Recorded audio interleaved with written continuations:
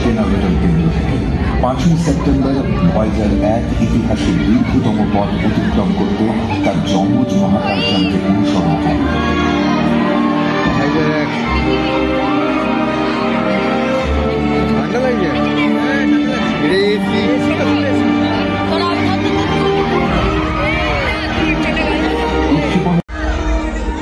উৎক্ষেপণের অল্প দিনের মধ্যেই পৃথিবী থেকে প্রায় 1,20,00,000 কিলোমিটার দূরে মহাকাশের এক বিশেষ অবস্থান থেকে ভয়েজার-1 পৃথিবী ও তার চাঁদকে ক্যামেরার চোখে এক ফ্রেমে বন্দী করে ফেলল। সর্বপ্রথম আমরা দেখলাম আমাদের বাসস্থান এই পৃথিবী আর তার চাঁদ বিপুল মহাকাশে কতটা ক্ষুদ্র। কিন্তু দীর্ঘ পথ অতিক্রম ও প্রতিকূল পরিবেশ থেকে সৃষ্টি বিপদগুলো দেখা যাচ্ছিল। পৃথিবী থেকে পাঠানো সংকেতে সাড়া দেওয়া বন্ধ করল ভয়েজার-2। পৃথিবীর বিজ্ঞানীরা জানতেন ভয়েজারের অবস্থান, কিন্তু বিচ্ছিন্ন যোগাযোগ মহাকাশযানের উপর কোনো নিয়ন্ত্রণ আনে না। এই মূল্যবান যানটি মহাকাশে আরেকটি আবর্জনার রূপ নিতে চলেছে। অনুসন্ধানের এই মহান উদ্দেশ্য বুঝি বিফল হতে চলেছে।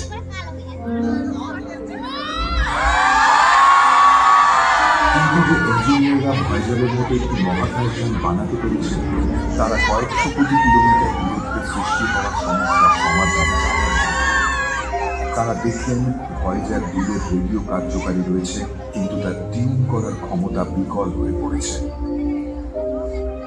নাসার প্রযুক্তিবিদদের গণনা করে দেখতে হবে সঠিক ফ্রিকোয়েন্সিটাকে, এবং পৃথিবীর ট্রান্সমিটারকে আবার টিউন করতে হবে ভয়েজার-2 রিসিভারের সঙ্গে সমন্বয় ঘটাতে। কোনো খবর পাঠাতে গেলে প্রত্যেকবার তাদের এই টিউনিংয়ের মাধ্যমে সমন্বয়ের কাজটি করতে হবে। তা সত্ত্বেও যোগাযোগ বিচ্ছিন্ন হয় প্রায়শই, কিন্তু প্রত্যেকবারই যোগাযোগ ফিরিয়ে আনা হয়েছে। ঠিক পূর্ব পরিকল্পনা মাফিক 5ই মার্চ 1979 সালে ফ্লোরিডা থেকে বিক্ষেপণের 1.5 বছর পরে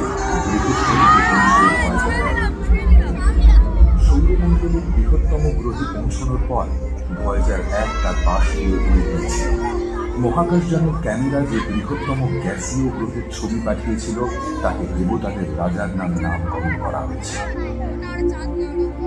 প্রায় 200 বছর ধরে বৃহস্পতির নির্ভুলতার জ্যোতির্বিজ্ঞানীদের মনে কিছু অনুমান আর বিস্ময়ের জন্ম দিয়েছিল। সেগুলো কি ছিল?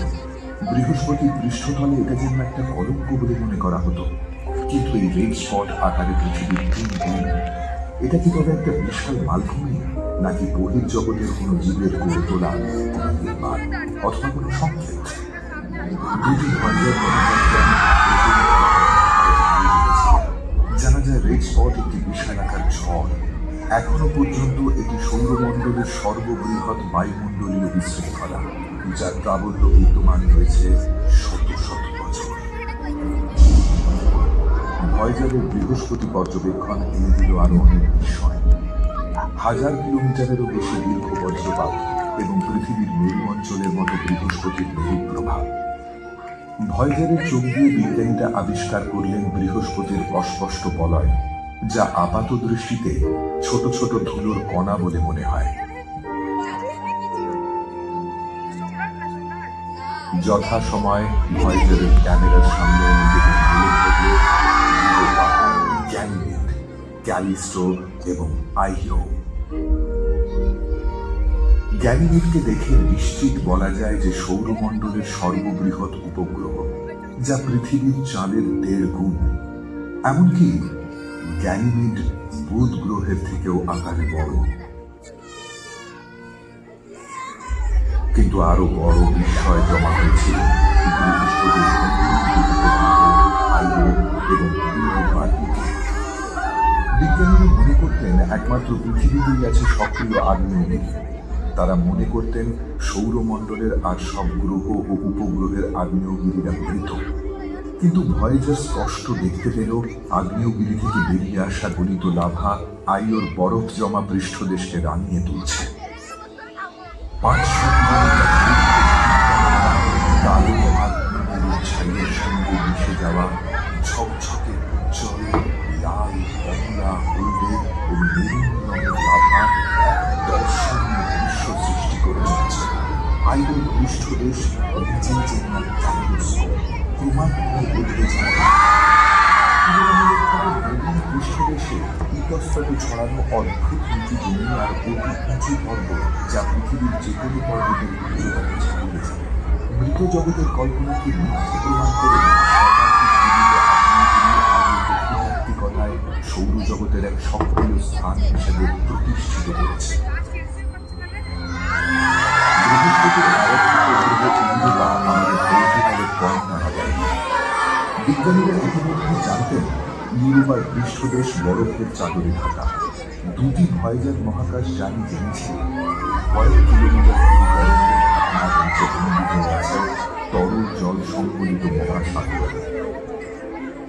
আসলে পৃথিবীতে যে পরিমাণ জল রয়েছে ইউরোপায় রয়েছে তার তুলনায় অনেক বেশি।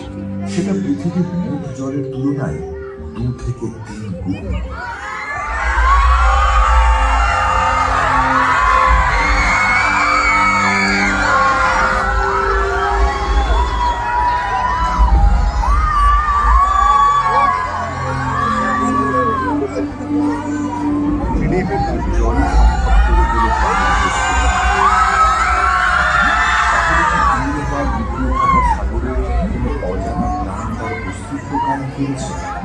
সম্ভবত আমি হয়তো ইউরোপার বরফ ঠান্ডা জলের প্রাণ খুঁজে পাব না, কিন্তু অতি ক্ষুদ্র প্রাণের উপস্থিতিও বৈজ্ঞানিক অনুসন্ধানের ক্ষেত্রে এক বিপ্লবের সূচনা করল।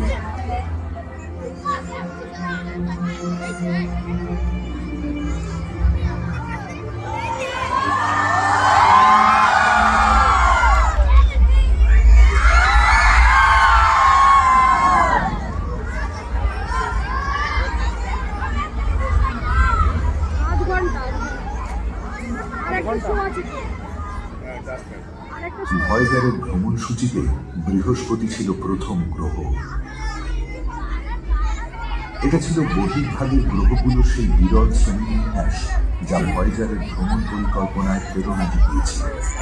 তবে পরের গন্তব্যস্থল বিস্ময়কর সুন্দর যে কয়েক কোটি কিলোমিটার দূরত্বে থেকে জ্যোতির্বিজ্ঞানীদের অনুপ্রাণিত করেছে শতাধিক বছর ধরে। এই দূরত্ব অতিক্রম করতে সময় লেগেছিল 1 বছর 8 মাস। 1980 সালের নভেম্বর মাসে ভয়েজার 1 সুন্দর বলয়ের সাজে সজ্জিত শনি গ্রহের কাছে পৌঁছয়। এই পরিদর্শনের প্রতিটি দিন নিয়ে এসেছে নতুন কিছু খোঁজ। আপাত দৃষ্টিতে দেখার শনির বিশাল বলয়টি আসলে কাছ থেকে দেখে অসংখ্য ছোট ছোট বলয়ের সঙ্গে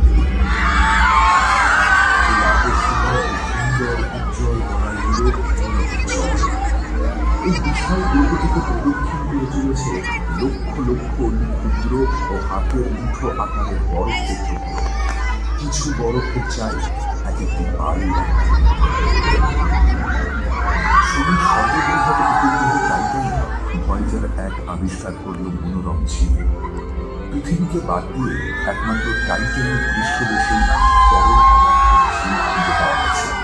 কিন্তু এখানেই আছে একটা ধাঁধা। টাইটানের ঝিলে কোনো জল নেই, আছে তরল মিথেন। আমাদের জানা উপগ্রহগুলির মধ্যে একমাত্র বায়ুমণ্ডল। এই বায়ুমণ্ডল এতটাই ঘন যে টাইটানের যে কোনো দুপুর আমাদের কাছে পৃথিবীতে গোধূলির আলোর মতো দেখায়। ভয়েজার 1 সৌরমণ্ডলের তালিকায় টাইটানের নাম ছিল সর্বশেষে। এই অনবদ্য উপগ্রহটির ভ্রমণকালে ভয়েজার 1 গতিপথ গ্রহতল থেকে ছিটকে যায় সম্পূর্ণরূপে। শনির বিপুল মাধ্যাকর্ষণের প্রভাবে ভয়েজার 1 আন্তঃনাক্ষত্রিক মহাশূন্যে পরামর্শ।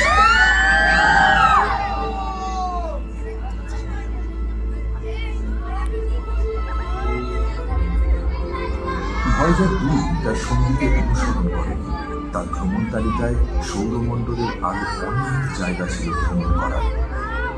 তার সঙ্গীর পৌঁছানোর 9 মাস পরে ভয়েজার 2 1981 সালের অগস্ট মাসে শনি গ্রহে পৌঁছেছে। ভয়েজার 2 আবিষ্কার করেছিল যে এনসেলেডাস উপগ্রহ কয়েক কোটি বছর তার বয়স। সেই অর্থে সৌরমণ্ডলের মানদণ্ডে এই উপগ্রহ নিতান্তই শিশু। এর যৌবন তার বুকে এঁকে গিয়েছে বিচিত্র ও চিত্তাকর্ষক মিশর ছবি, যেখানে ভূপৃষ্ঠ ক্ষত বিক্ষত হয়ে আছে গহ্বরে। কোথাও মসৃণ সমতল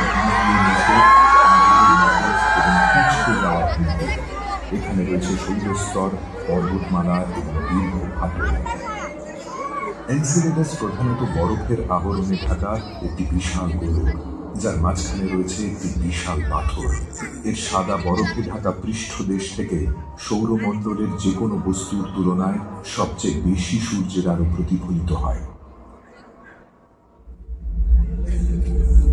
শনির অন্য উপগ্রহ টেথিসের যে ছবি ভয়েজার পাঠিয়েছে তাতে দেখা গেছে 450 কিলোমিটার দীর্ঘ এবং 16 কিলোমিটার গভীর গহ্বর।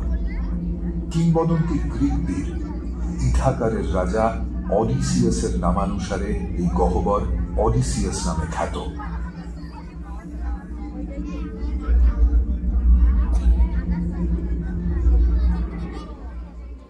শনি গ্রহে ভ্রমণের শেষে ভয়েজার 2 শনির বিপুল মাধ্যাকর্ষণ শক্তির সহায়তায় তার গতি বাড়িয়ে ছুটতে থাকে তার পরবর্তী গন্তব্যে, রহস্যময় তুষারাবৃত বিশালাকৃতির ইউরেনাস গ্রহে। 1781 খ্রিস্টাব্দে জ্যোতির্বিজ্ঞানী উইলিয়াম হার্সেলের আবিষ্কার ছাড়া ইউরেনাস গ্রহ সম্বন্ধে বহুকাল পর্যন্ত প্রায় কিছুই আমরা জানতে পারিনি। আমাদের 2 শতাব্দী অপেক্ষা করতে হয়েছিল আসলে ইউরেনাস কেমন দেখতে এই কথা জানতে। 1986 খ্রিস্টাব্দের 24শে জানুয়ারি ভয়েজার 2 পরিদর্শন ও সাক্ষাতের জন্য পৌঁছেছিল ইউরেনাসে। প্রথম মুহূর্ত থেকে আমরা 2 চোখ ভরে দেখেছি এক অসাধারণ সুন্দর গ্রহকে।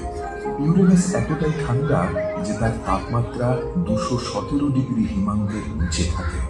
বিবর্ণ নীল রঙা এই অত্যাশ্চর্য গ্রহটি মূলত হাইড্রোজেন ও হিলিয়াম গ্যাসের সমষ্টি। ভয়েজার 2 ইউরেনাসের উপগ্রহ মিরান্ডাকে পরীক্ষা করে বিশেষভাবে। অন্য সবার তুলনায় মিরান্ডার আরো কাছে চলে আসে ভয়েজার। কাছ থেকে তোলা ছবিগুলো ছিল অকল্পনীয় রকম বিস্তারিত। বিচিত্র এবং অপেক্ষাকৃত ছোট উপগ্রহ মিরান্ডার প্রাকৃতিক বৈশিষ্ট্য অত্যন্ত বিচিত্র এবং অনন্য। এর ঢেউ খেলানো সমতল, অসংখ্য গহ্বরযুক্ত এবং ফাটলের দাগ, গিরিখাত ও খাড়া উঁচু পাহাড় পরিপূর্ণ। সম্ভবত মিরান্ডার বর্তমান এক অসাধারণ এবং ধ্বংসাত্মক অতীতের পরিণাম। কোনো ভয়াবহ সংঘর্ষে ছিন্ন ভিন্ন হয়েছিল এর শরীর। পরবর্তীকালে মাধ্যাকর্ষণের প্রভাব টুকরো টুকরো অংশগুলোকে ফিরিয়ে আনে কাছে এবং পুনর্জন্ম ঘটে মিরান্ডার।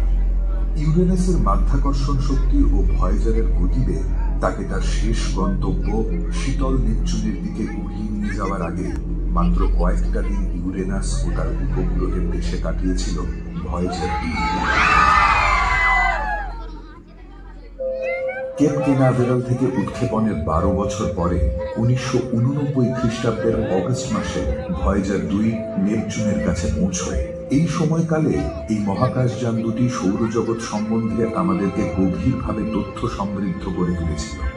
এখন এটাই উপযুক্ত সময় কিছু চূড়ান্ত আবিষ্কার করে দেওয়ার। নেপচুনের চিরপ্রতিশীল বায়ুমণ্ডল এবং চমকপ্রদ আবহাওয়া ছিল প্রথম আবিষ্কার, যা ভয়েজারের সঙ্গে কর্মরত দলের মনোযোগ আকর্ষণ করেছিল। তারা আশা করেন গভীর মহাকাশের চরম ঠান্ডায় নেপচুনের